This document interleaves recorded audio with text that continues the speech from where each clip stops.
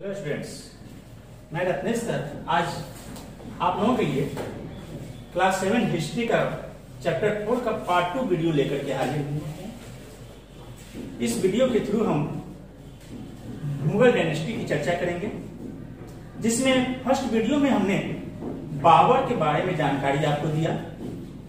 किस तरह बाबर पानीपत के प्रथम युद्ध के द्वारा दिल्ली सल्तनत को समाप्त कर मुगल साम्राज्य को कायम किया इस देश पर, और उसके बारे में जानकारी प्राप्त की कि मुगल कैसे अपने आप को मंगोल कहलाना पसंद नहीं किए, मुगल कहलाना पसंद किए।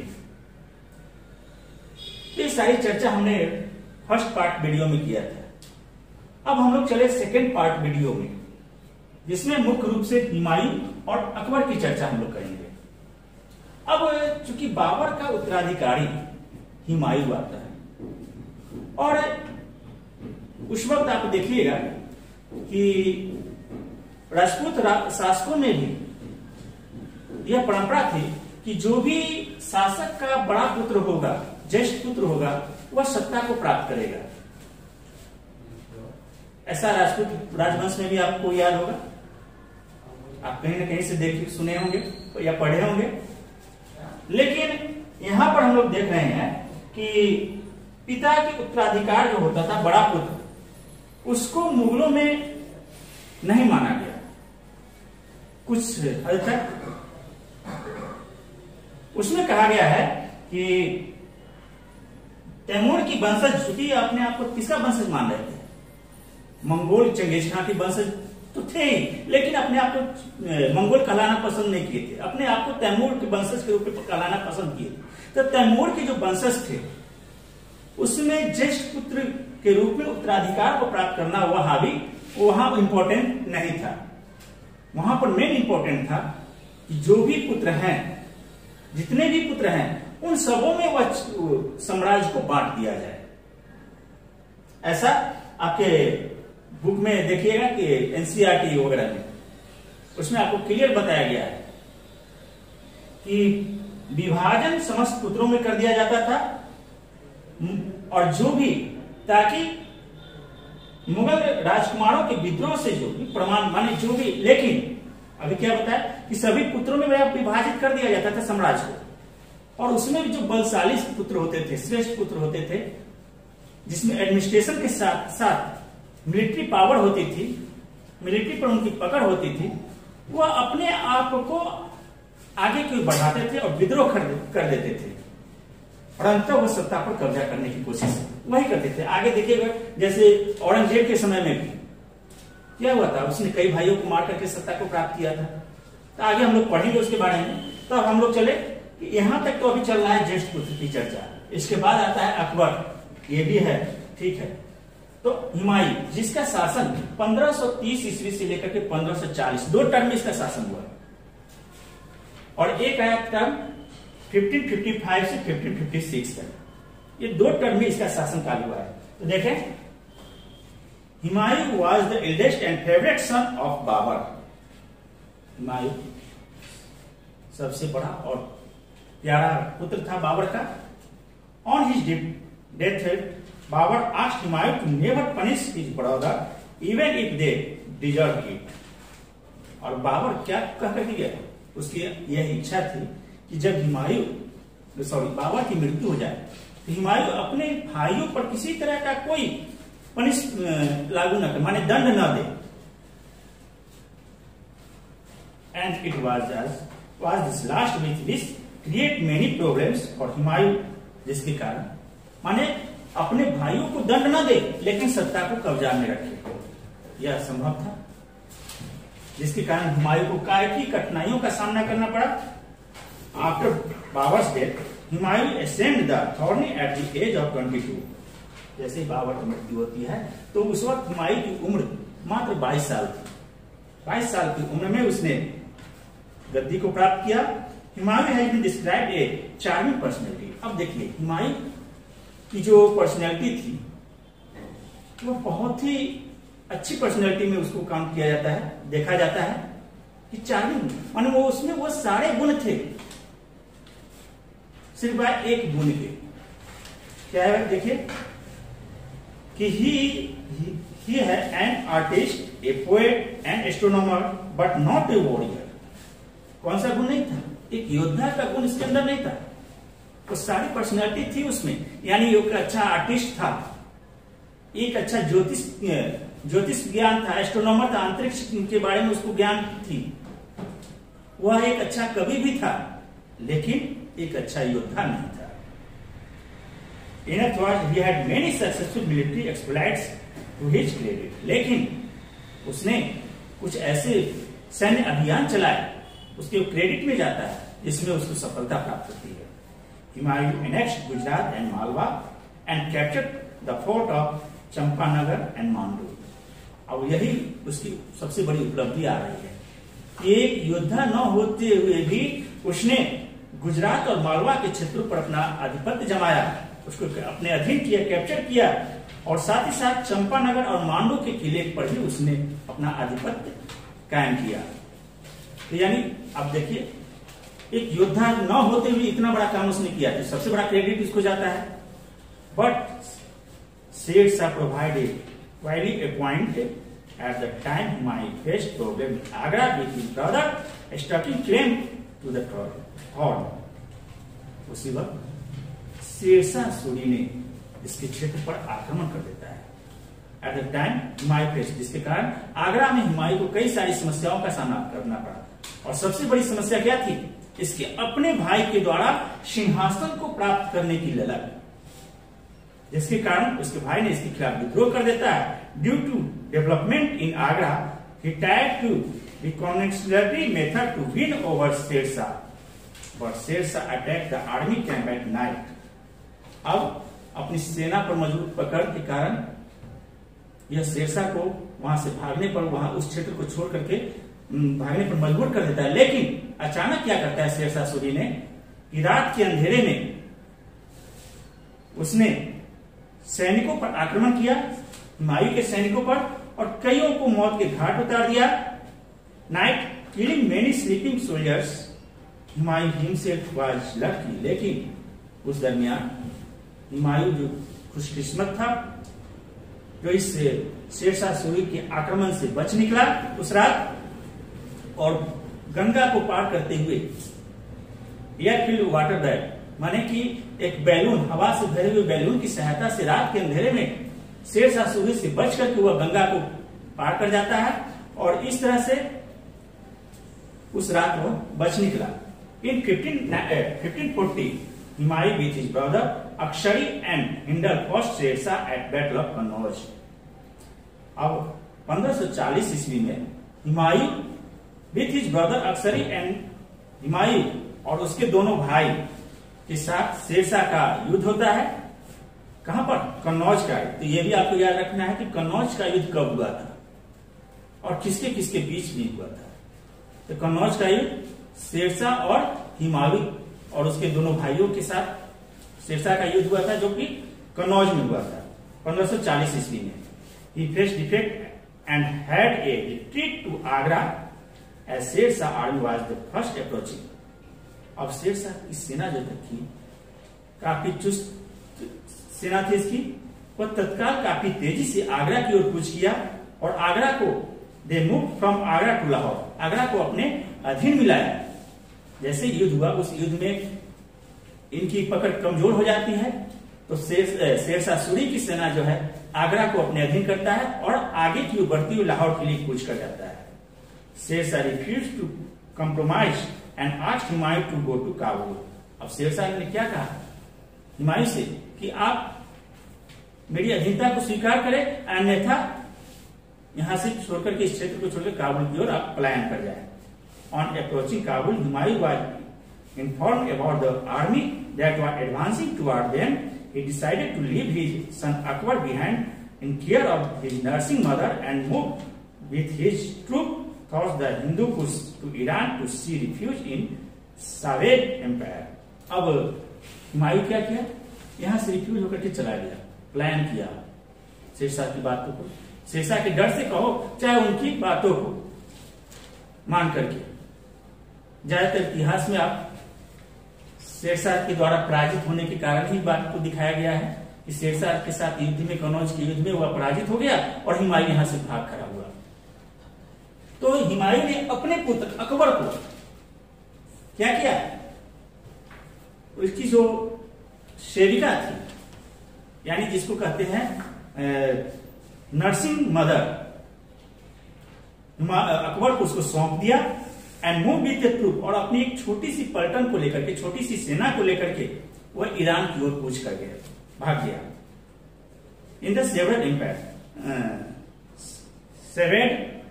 सावेद एम्पायर का नाम है, उधर कूच किया। The Shah of Iran promise assistance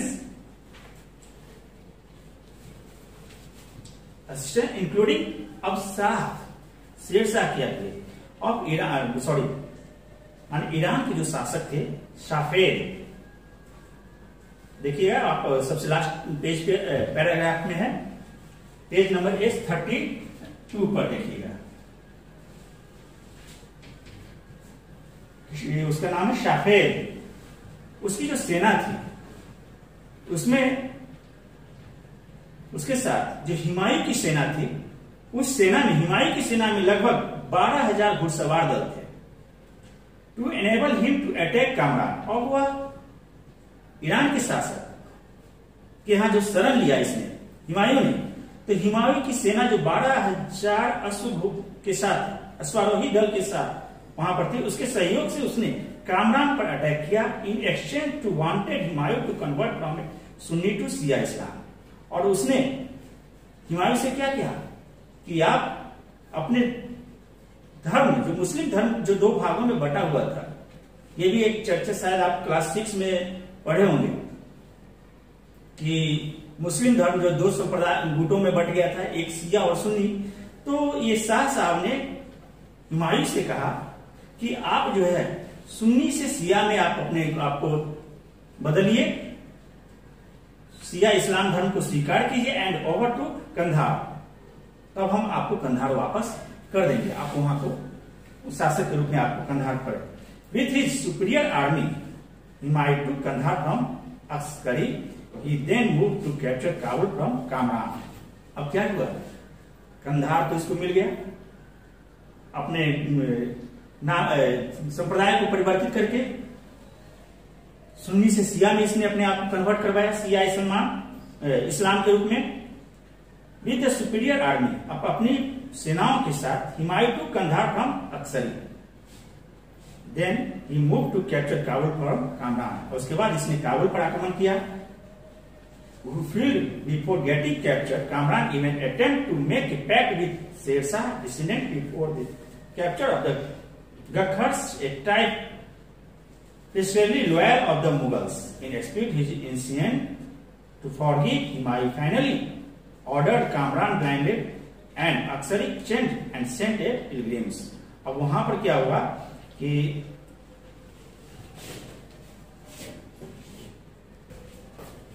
तो हम लोग देख रहे थे कि किस तरह से हुमायूं सुन्नी से शिया इस्लाम में कन्वर्ट हुआ, अपने आप को कन्वर्ट करवाया और कंधार को वापस लिया। With his superior army Humayun to Kandahar from अक्सरी। अब कंधार को अक्सरी से युद्ध के उपरांत वापस लिया है। ही देन मूव टू कैप्चर, उसके बाद क्या किया उसने, कामरान जो उस क्षेत्र का कहां का, काबुल का शासक था, उससे भी उसने काबुल को छीना। He fled before getting captured. Kamran even attempted to make a pact with Sher Shah. क्योंकि कामरान का संबंध शेरशाह से था, इसलिए हुमायूं ने कामरान से काबुल को छीन लिया है, माने युद्ध के दरमियान। अब अंततः क्या करता है Humayun, he spite of his inclination to forgive, Humayun finally ordered Kamran blinded and Aksari chained and sent on a pilgrimage. अब जब कंधार और काबुल इसके कब्जे में आ जाती है, तो यहाँ के दोनों के जो क्षेत्रीय शासक थे उसको इसने एक तरह से माफीनामा दे देता है, माफ कर देता है, लेकिन पनिशमेंट के रूप में वो ऐसा पनिशमेंट देता है, मृत्यु नहीं दे रहा है। इसको कामरान को क्या किया, अंधा बना करके छोड़ दिया गया, जबकि अक्सरी को बेड़ी डाल करके तीर्थ यात्रा पर उसको भेज दिया गया। यानी सबसे बड़ी पनिशमेंट ये मौत नहीं दी गई, बल्कि उसको अलग तरीके से पनिशमेंट दिया गया। अब क्या होता है देखिए, Humayun turn toward India after the death of Sher Shah and his son of successor Islam Shah. अब हम लोग पेज नंबर 32 में ही देखिए, second paragraph, Humayun turn toward India. अब हुमायूं भारत की ओर अग्रसर होता है after the death of Sher Shah, Sher Shah और उसका उत्तराधिकारी पुत्र जो कि था इस्लाम शाह। इसके बाद वह भारत की ओर अपने कदम को बढ़ाता है। He made Bairam Khan his trusted general in charge of the attack. Bairam Khan a seasoned military man and tactician. अब वह क्या किया? He made बैरम, वह उसने एक प्रबल अनुभवी व्यक्ति बैरम खान को, जो कि एक कुशल रणनीति बनाने वाले व्यक्ति थे, उसको अपने विश्वास में लिया और ये smooth passage to the throne off, अब एक दिल्ली की ओर कूच करने का, दिल्ली की सत्ता को प्राप्त करने के लिए उसने बैरम खान की मदद ली, क्योंकि बैरम खान तो काफी सफल योद्धा, कुशल रणनीतिज्ञ, अनुभवी मिलिट्री पावर को निर्देशित करने वाला एक कुशल व्यक्ति था। तो उसके निर्देशन में उसने दिल्ली की ओर कूच किया। Once in Delhi, he became leader to extend an empire to east and west. उस समय तक दिल्ली का विस्तार जो है पूरा और पश्चिम की ओर हो चुका था। अब दिल्ली को उसने अपने कब्जे में किया। अंततः 1556 ईस्वी में 1556 में उसकी मृत्यु हो जाती है। With in the year of the assuming power when it tumbles down the stairs of the library, माने पुस्तकालय में जब वह स्टडी करने के लिए जा रहा था तो वहीं पर ऐसा कहा जाता है कि सीढ़ी से गिरने के दरमियान 1556 ईस्वी में उसकी मृत्यु हो जाती है। यानी इस तरह से हुमायूं का इतिहास जो है काफी अच्छा इतिहास, उसका शासनकाल काफी अच्छा माना जाता है, क्योंकि वह एक योद्धा न होते हुए भी पुनः अपने आप को दिल्ली की गद्दी पर दोबारा विराजमान करता है और इस सत्ता को प्राप्त कर लेता है जो शेरशाह सूरी के द्वारा बेदखल कर दिया गया था। अब हम लोग चूंकि अकबर के बारे में जानकारी प्राप्त करें कि हुमायूं के बाद उसका जो उत्तराधिकारी बना अकबर, क्या इसके शासनकाल में दिल्ली सत्ता की क्या स्थिति थी, मुगल वंश की क्या स्थिति थी, इसकी जानकारी हम लोग प्राप्त करेंगे। तो इसके बारे में विशेष रूप से हम लोगों को अकबरनामा, जो कि अबुल फजल के द्वारा लिखी गई पुस्तक है, उससे हम लोगों को अकबर के बारे में विशेष रूप से जानकारी प्राप्त होती है। यह अबुल फजल अकबर के 9 रत्नों में से एक नवरत्न थे। इसके अलावा और भी एक प्रमुख नवरत्न आता है बीरबल, इस सब का नाम आता है। 7 years to write his book which is in the 3 volumes। ये जो अकबरनामा है 3 वॉल्यूम में लिखा गया है। इसमें मुगल काल के दरमियान वहां की कला के बारे में जानकारी, साहित्य के बारे में जानकारी, संस्कृति के बारे में जानकारी, धर्म के बारे में जानकारी, इस सारे अबुल फजल के द्वारा जो अकबरनामा लिखी गई है उसमें संकलित है। इसमें कुल 116 मिनिएचर पेंटिंग है, माने छोटे छोटे लगभग 116 पेंटिंग है, जिसके द्वारा अकबर के शासनकाल को व्यक्त करने की कोशिश की गई है। यह अकबरनामा जो है वर्तमान समय में इंग्लैंड के विक्टोरिया और एल्बर्ट म्यूजियम में रखा हुआ है, जो कि लंदन में स्थित है। तो इससे पहले हम थोड़ा बाबर भी अपने बारे में जानकारी देने की कोशिश की है एक पुस्तक के रूप में, जिसका नाम है बाबरनामा। उसको आप लोग देख लीजिएगा, शुरू में ही उसका है बाबरनामा है, जो कि चैती तुर्किश भाषा में लिखी गई, जो कि उसकी अपनी मातृभाषा थी। तो ये सब छोटे छोटे टॉपिक है जिसको आप लोग याद करेंगे। तो अब हम लोग चले अकबर के बारे में। अब हम लोग इसका जो तीसरा माने हुमायूं के बाद अकबर आते हैं, हुमायूं का उत्तराधिकारी अकबर के रूप में आता है। अब इस अकबर के बारे में चर्चा करेंगे। आप लोग देखिए पेज नंबर 32 में ही कि 1556 ईस्वी से लेकर के 1605 ईस्वी तक अकबर का शासन इस देश पर रहा और यह काफी अच्छा शासनकाल के पीरियड को माना जाता है। Akbar was the third Mughal empire to rule from Delhi आप अपने पैराग्राफ पर नजर रखते हुए वीडियो को देखिए और सुनिए भी कि Akbar was the third Mughal empire to rule from Delhi. Delhi का तीसरा मुगल शासक था यह। He ascended the throne at the age of 13 during the battle with Sikandar Shah, a descendant of Sher Shah who staked his claim to the throne.